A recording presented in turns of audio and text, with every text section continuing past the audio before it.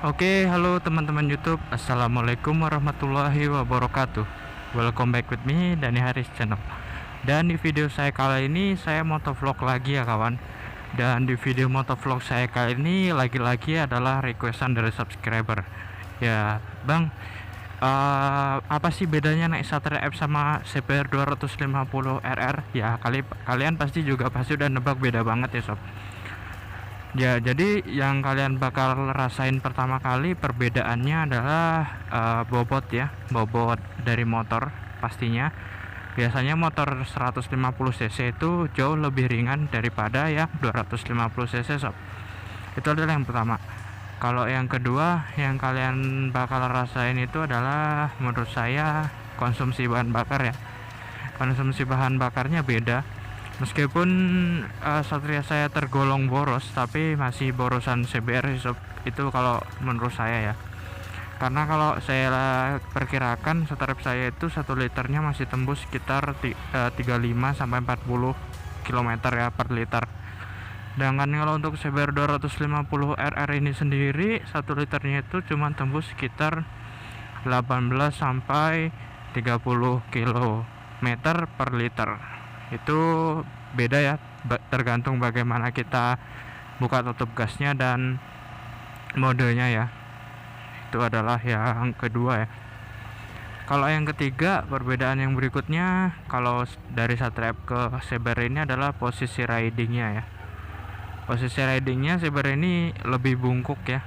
Meskipun Satria itu sebetulnya stangnya rendah juga, dia juga tahan kita ke bawah gitu, tapi masih lebih membungkuk CBR ini daripada Satrianya. Posisi ridingnya seperti itu.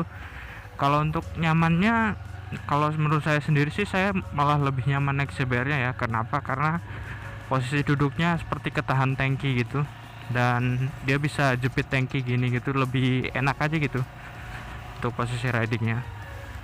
Kalau yang berikutnya adalah masalah speed ya, masalah kecepatan ya. Ketika menggunakan 1 silinder dan 2 silinder motor, apalagi cc-nya berbeda, itu pastinya beda banget ya sob. Kalau Satria F saya itu tarikannya lumayan sih, tapi ya tetap susah kalau untuk disamain sama 2 silinder ya. Apalagi mengenai masalah top speednya, itu emang jauh lebih enak CBR 250 RR. Jadi buat kalian yang mau upgrade dari 150 ke 250, nggak usah ragu lagi ya, pasti lebih enak yang 250 meskipun lebih boros, itu menurut saya. Terus yang berikutnya selain itu apalagi yang beda ya, tingginya ya sob.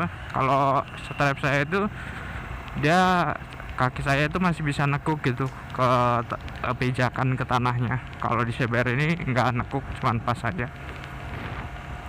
Jadi buat kalian yang mungkin mau berpindah ke motor 250 cc, yang pasti kalian cukup perhatikan adalah bobot motornya ya. Yang saya juga cukup kaget pertama kali pas muter, ternyata gini gitu, berat. Apalagi kalau koplingnya juga belum menyesuaikan ya, soalnya ini koplingnya itu dia makainya cuma di ujung sob, dikit tuh, tapi enak banget sih.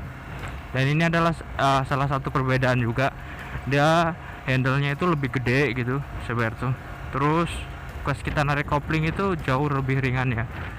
Itu entah efek dari koplingnya, pairnya, atau handle-nya, saya kurang tahu ya sob. Yang jelas lebih ringan aja ini kalau 250 cc. Mungkin ada yang berpikiran bahwa kalau motor semakin cc-nya besar, koplingnya semakin berat. Mungkin ada yang seperti itu. Oke, kasih duluan aja. Dan berikutnya, cewek guys, cantik coy, cantik guys, depan belakang, asik lah. Masuk kamera nggak ya? Kalian tadi lihat nggak? Oke, jadi kita fokus lagi. Terus kalau kalian pengen upgrade, saya sarankan untuk kalau kalian ngincar irit ya, saya sarankan untuk nggak upgrade ya. Karena 250 cc 2 silinder itu bisa dibilang lebih boros lah daripada 150 cc 1 silinder ya. Itu sebuah kepastian.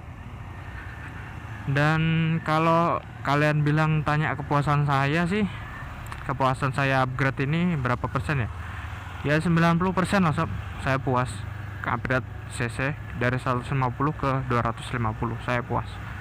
Kenapa ya? Karena sesuai dari yang saya sebutkan tadi ya, performa, terus dari segi speed, dari segi kebutuhan berkendara kita gitu. Kalau misalkan kalian pengen akselerasi yang cepat, emang Sebar ini jadi rekomendasi itu buat kalian. Dan lagi sob, ini ada yang saya lupa sebutkan. Ini adalah yang menurut saya paling nyaman. Itu adalah masalah suspensi dan kaki-kaki ya. Kaki-kakinya Sebar 250 RR ini udah dibekali dengan ban besar 110/70 di depan, dan di belakang 140/70 ya. Itu udah, menurut aku udah gede. Pas dicuci juga terasa gede banget. Dibekali lagi dengan suspensi depannya Upsidon ya, belakangnya shocknya biasa, tapi bisa di setel 5 setelan. Itu empuk banget, tapi dia tetap menjaga kestabilannya gitu. Ini adalah masalah kenyamanan lagi ya, kenyaman banget sob, serius. Soalnya saya udah nyoba dari beberapa jalan yang sudah saya tes buat ngebut gitu, dia enak banget sob, dia nggak terlalu mental-mental gitu. Terus pas dipakai ngebut juga stangnya stabil, nggak goyang gitu, nggak, enak banget. Itu adalah salah satu perbedaan yang cukup signifikan ya.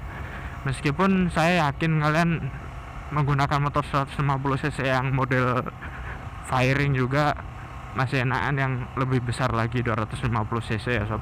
Karena saya pernah nyoba motor 150 cc yang pakai yang naked bike ya, kayak model-model Verza, saya pernah nyoba Vision. Dia stabil sob, tapi ini lebih stabil lagi gitu, enak sob, serius. Dan yang berikutnya yang saya akan bahas lagi adalah apa ya, apanya ya sob ya, saya bingung sih. Oh ya, pengereman sob. Ya, pengereman ini cukup penting ya. Jadi pengereman di motor 250 cc ini menurut saya membutuhkan waktu yang lebih panjang, atau membutuhkan jarak yang lebih panjang ya. Jadi kenapa ya? Karena menurut saya ban yang dibawa kan besar gitu. Jadi untuk menghentikan lajunya itu butuh jarak yang lebih jauh. Apalagi rem belakangnya ini kan pakai piringan cakram ya, dan piringan cakramnya itu nggak terlalu lebar diameternya, jadi itu berpengaruh ya. Dan mungkin kalian berpikiran juga bahwa ketika kalian membeli motor dengan ada ABS, kalian akan mempersingkat jarak pengereman. Itu enggak ya sob. Jadi ABS itu nggak mempersingkat jarak pengereman, tapi dia mencegah penguncian ketika kita mengerem secara mendadak sekali. Itu adalah fungsi ABS setahu saya ya. Itu perbedaan pengeremannya. Dan kalau menurut saya rem depan sama rem belakang Sebar 250 RR ini beda banget ya sob. Jadi rem depannya itu sangat-sangat pakem, tapi kalau rem belakangnya itu pakem tapi ya nggak terlalu, biasa aja tuh. Tapi untungnya motor ini kawan, perbandingannya juga sama motor lain atau motor 150 cc adalah di sini sudah adanya engine brake ya. Jadi engine brake itu engine-nya itu mengalami penurunan kecepatan yang signifikan ketika kita menutup gas. Tapi di sini ada tapinya sob. Ini ketika kita menggunakan 3 mode ini, kita akan mendapatkan efek engine brake yang berbeda. Itu yang saya rasakan ya. Meskipun saya belum tahu sepenuhnya, tapi itu yang saya rasakan. Jadi ketika menggunakan mode comfort seperti ini, jadi meskipun kita nutup gas itu slow down dari engine-nya itu nggak terlalu terasa gitu sob. Berbeda halnya ketika kita menggunakan mode sport dan sport plus. Kalau sport itu agak terasa tapi nggak terlalu, tapi kalau sport plus ini terasa banget sob. Jadi ketika kita menutup gas, tek gitu, itu langsung slow down. Engine-nya ini langsung nge-slow banget, set gitu. Nah ketika pas kita buka gas lagi langsung tot, seperti itu sob. Itu yang saya rasakan ya, engine brake di Sebar 250 RR ini. Kalau kalian tanya berguna nggak, berguna banget sob. Ketika pas kita kenceng pakai mode sport plus misalnya, kita tutup gas itu motornya langsung slow down gitu, set. Itulah fungsinya sob. Dan itu menurut saya sangat penting ya. Saya nggak tahu sih kalau di motor lain 250 cc lain ya itu ada nggak di R25 ataupun di Ninja, saya nggak tahu. Saya belum searching juga. Tapi yang kalau di Saber ini ada sob, dan itu berasa banget, apalagi kalau pakai mode Sport Plus ya. Dan itu perbedaan yang paling saya rasakan ya sob, ketika menggunakan motor 150 cc dan motor 250 cc. Jadi buat kalian yang punya pengalaman lain, silahkan komentar di kolom komentar video ini ya. Dan jangan lupa untuk subscribe channel saya, dukung saya sampai 100.000 subscriber agar bisa memberikan manfaat buat kalian lebih lagi sob, tentang berkendara, tentang motor dan lain sebagainya ya. Karena untuk kedepannya saya bakal ngupload video dengan isi konten yang lebih informatif dan bermanfaat bagi kalian. Jadi kalian nonton video saya itu dengan kuota itu nggak sia-sia gitu sob. Jadi ada sesuatu hal yang bisa kalian petik gitu loh sob. Itu yang saya inginkan. Oke, terima kasih buat kalian semua yang udah nonton, dan jangan lupa juga untuk follow Instagram saya @denivoblos. Buat kalian yang mau di follow back, syaratnya gampang banget, cuman subscribe dan follow Instagram saya, terus DM nanti saya follow back. Oke, terima kasih kawan buat kalian yang udah nonton sampai akhir video ini. Wassalamualaikum warahmatullahi wabarakatuh. Bye.